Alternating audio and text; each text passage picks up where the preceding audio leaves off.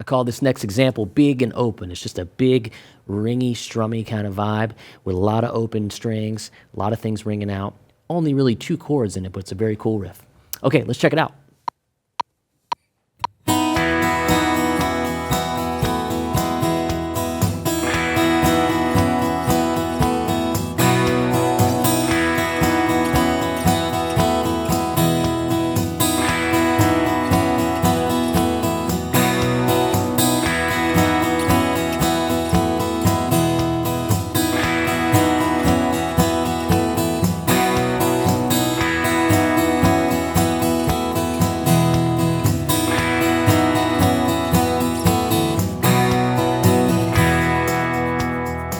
So in this example, there's a riff connecting the chords.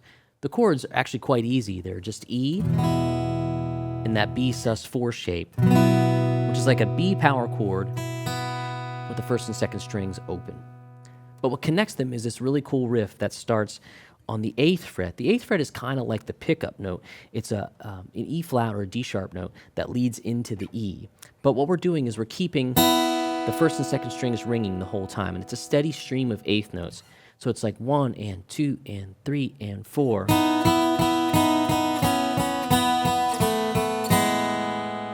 That's the first half of the riff, or the progression. Then we add an E chord there on the end of it. Okay, so it's 1, 2, 3, 4. And that's just 8, 9, 8, 6, 4, 2, 1, E, and 4. Because then we have to start the riff again. We get down to the 2nd fret there, that's your A, and then we're going to play that B sus4 chord. And then repeat the whole thing over again. So the idea behind this is to show you that there's some really cool riffs. You don't need to take that whole thing. You could create a song or a groove just out of a piece of that. But in its entirety, it sounds like this. And what I would like to see you do is maybe try to get a strum happening too. 3, 4. Because that's really going to keep it in time because it's 8th notes.